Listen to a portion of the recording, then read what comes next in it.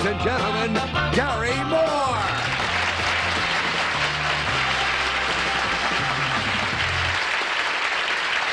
Thanks very much.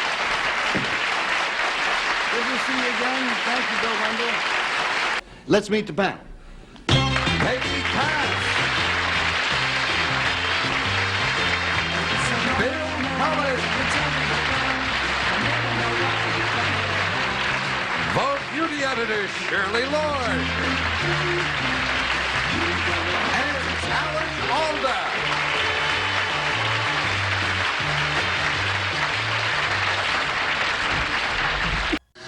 Now we're going to meet a man who will tell us about sneaky ways that people steal.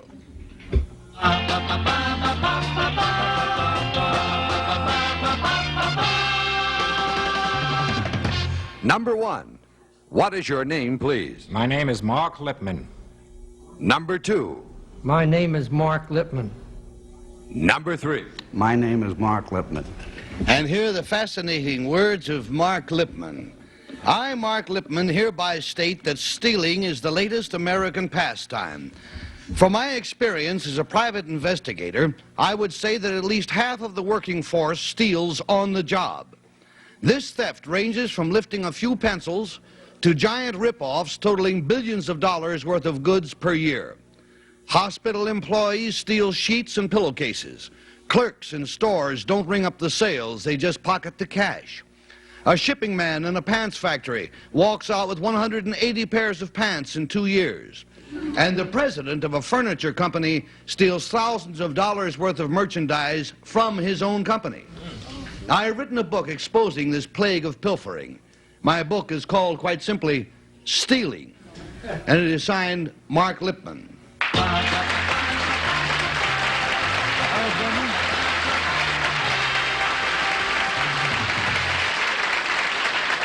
And let us start the questioning, please, with Peggy Cass. Nothing personal, dear. I know, but see, I steal pencils sometimes. Yeah. And the other day, we had a spot on about the octopuses, and I stole the book. Yeah. Well, no, he needed it, and I did. And I was into, but I mean, I don't consider that really stealing. Now listen, number 3, do you consider that stealing? Yes. Oh, even just pencils? You know how many pencils? Pencils, paper clips, Stealing a paperclip isn't stealing. phone calls from the studio. They,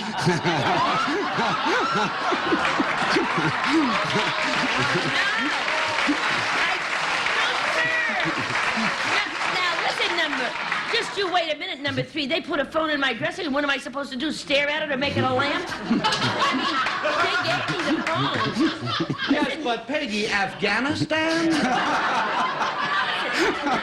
Number 1, if you find something and you don't turn it in, is that stealing? Aha. Aha. If you know to whom it belongs, it's a form of stealing. Stealing is taking anything that does not belong to you. But finders keepies, loosies, weepies.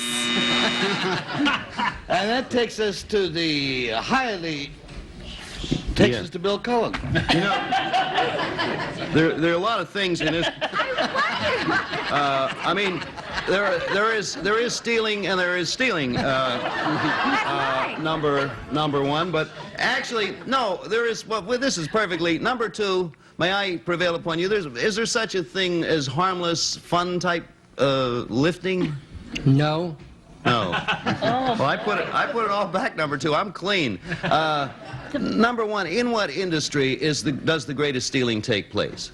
It's more pervasive than most people realize, and I don't think you can pin it down to any one industry. I think, number 3, there has been an estimation of the money lost yearly on pilferage and dishonesty. You say into the billions of dollars?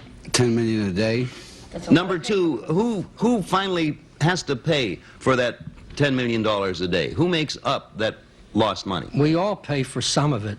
By that you mean we, the consumer. And that takes us, please, to Shirley. Number 1, what makes you think it's new?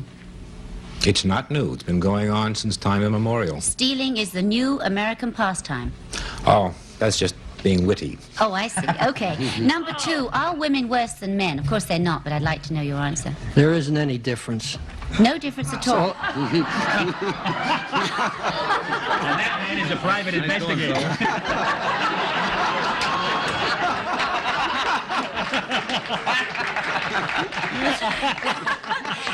Number 3, do you consider just trying to take a little sort of simple bikini through the customs without paying duty is stealing? Stealing. Have you ever tried to take a little bikini through the customs, number 3? That's how I learned my job. Tell me, number 2, how did you find out about the man who walked out with 180 pairs of pants? Did he wear extra pair each day? Well, he wore it out on his body and took it out. He wore it out on his body. You mean he... I'm sorry about that. We go to Alan. He was a very stout-looking person on the day he stole those pants. Number 1, when a large automobile company puts out a car that falls apart within 6 or 7 months, you call that stealing too? No, not... Oh, you don't, huh? Well... I said technically. Not technically. No, not legally. Well, if my fingers have glue on them, that's not technically stealing either. Number 2, what's the name of your editor? Robert Daly. Number 3, what's the name of your publisher? Gee, I don't know. Has it been published? Oh, yes. Okay. Number 1, how many years were you a private investigator? 28. Did you work in hotel lobbies and places like that, or did you? No. What did you do? I started out... Oh, well, He started out as a bell ringer, the way it turns out. The bell is rung, and it is opinion time. Written opinions in the form of a 1, or of a 2, or of a 3. And our indignant Miss Cass. I'm voting for Mr. Perfect, number 2. So we have a 2, and we're going to Bill Cullen. I don't know. I had between 1 and 2, and I went for number 1 because he said Alan was dishonest. I agree with him. 1 and 2, and Shirley Lord. Well, number 2 doesn't know the difference, but I rather like it for that. Number 2. All righty, and how are you going to go, Alan? I have no idea why I choose number 1 over number 2, except I think there's something about him. Number 1 seems to me to be closer to my image of what an investigator would be. So I chose number 1. Short haircut, sort of a bold look, and I think he's got a bulge in his left pocket. You were looking at his shoe. The votes are all in. Will the real, I couldn't be more pleased, will the real Mark Lipman please stand up, sir? He's got to know his publisher. Look at Mark.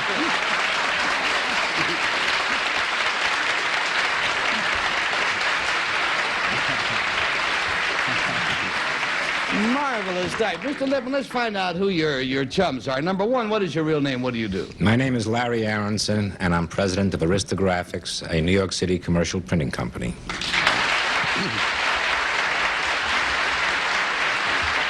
Number 3, tell us about yourself, sir. My name is George Macris. I'm the general manager of Huntington Hartford's Show Magazine Club. Good enough.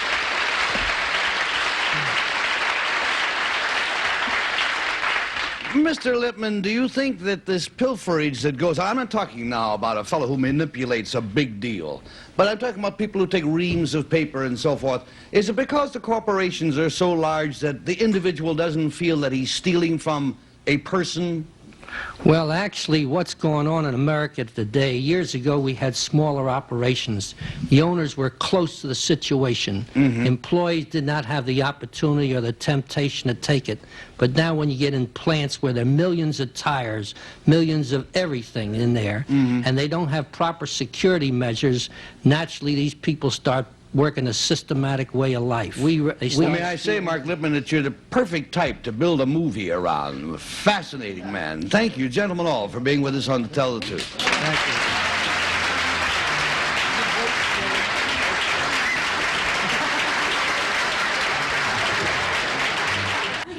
Mr. Lipman, Private Eye, you're a fine gentleman, but I do believe that you owe us a little something. If you wouldn't mind coming back here, we do have to do a show at another time, you know. Thank you very much for giving it back to us. We'll see you again. Take care.